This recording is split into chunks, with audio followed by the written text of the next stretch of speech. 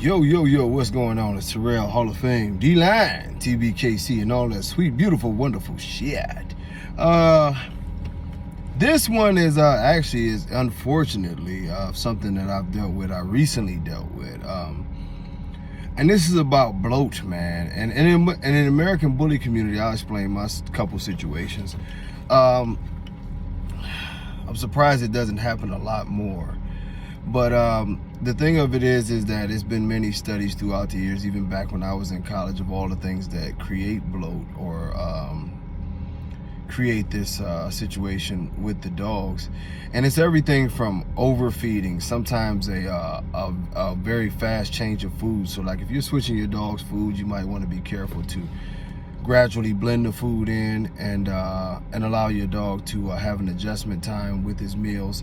And it's not to say, oh, if you switch your food real fast, it's guaranteed to happen. But also things that happen is allowing your puppies, because a lot of times it'll happen in puppies, but sometimes it does happen in dogs. Allowing your puppies to eat a ton of food, you know, and they get to playing around a lot of exercise. It seems like there's some correlation between, especially kibble, the kibble swelling in the stomach, causing the stomach to do the bloat turn. And what happens is the stomach turns, of course.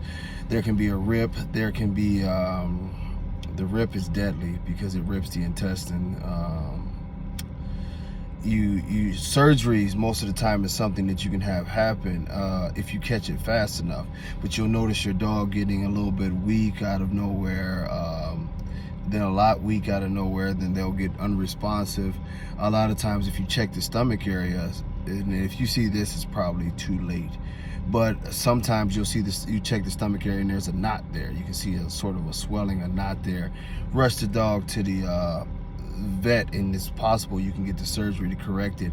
But if you see it and it's blue, which basically means there's probably a rip there, and that blue looking stuff is blood now, it's probably going to be too late, but it's still worth a try to get the dog to the vet if the dog is still responsive and very coherent. You know, who knows, you might be lucky with this.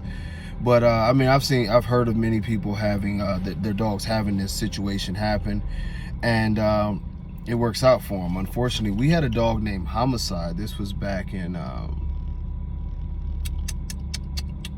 I would say, I think Homicide died in 2007. Actually, one of my partners and John Easterly were on their way to Atlanta, and they had put him in the cage. And more than likely what happened, I think Dion let him eat before he left, so he was on a full stomach. And this is something else that happens in transport. Sometimes if the nerves get real bad, the dog gets real wired up. It's like nobody can explain why it really happens, but you see correlations. The dogs get very wound up, and you find the dog dead in the cage. And if you do an ecropsy or whatever, a lot of times people will be like, oh, they just had a panic attack, and they just leave it at that. They don't want to like study a dead dog's body. You'll find out it has that knot on the stomach, and the dog has actually died of bloat where his stomach is turned, and it's a mess. But that's what happened to Homicide. They noticed he was in the back. Beautiful black dog, probably one of our best males that we've ever had in this camp. And unfortunately, you know, Dion noticed that he wasn't, well, I think John noticed that he wasn't really responding, and they started tapping and he wasn't responding, and they hurried up and rushed him to the vet. And that's what had happened. His stomach had turned. He had the big knot. More recently, you know, a friend of mine actually sent me over a Heavy Denzel female, man. Heavy Denzel, beautiful girl. We loved her, had her in the house and everything.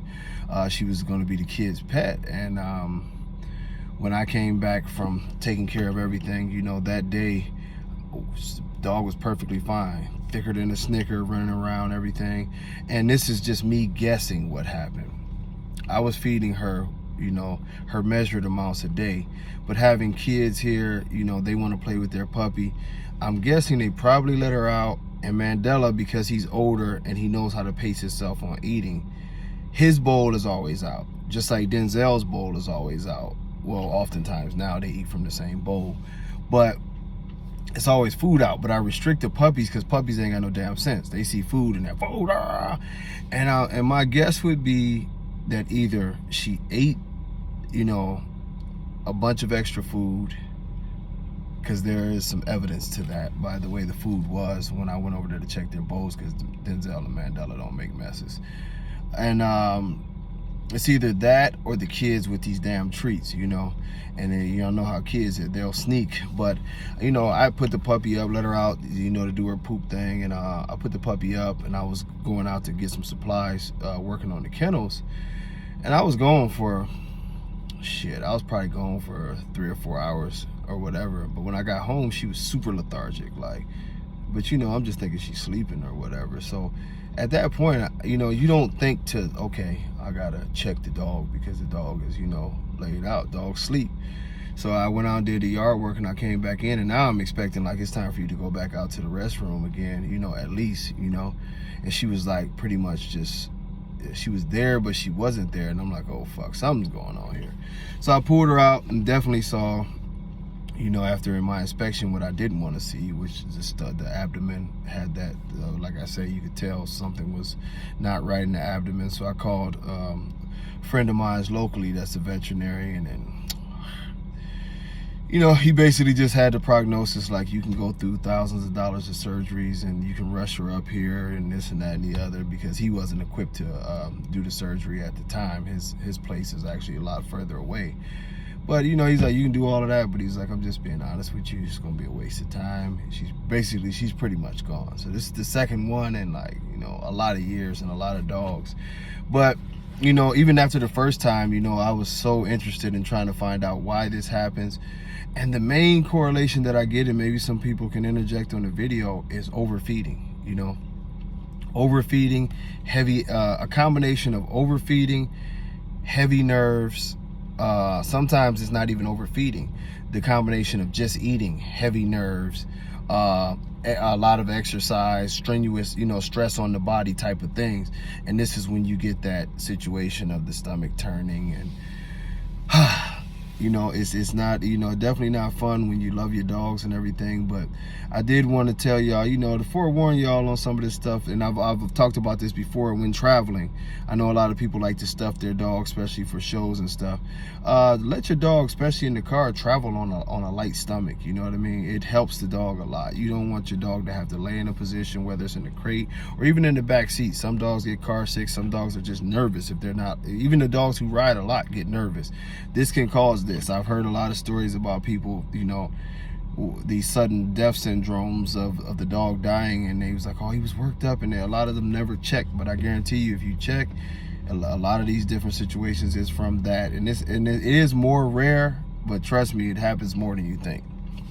So with that being said, man, y'all be careful on overfeeding those dogs during travel, overfeeding the dog in general, and definitely overfeeding your dog before exercise. You know, you would like your dog to exercise on a more empty stomach. Just makes sense. You don't go eat a large meal and go to the gym yourself. So you definitely don't want to do it to your dog. But until next time, y'all, much love. Peace.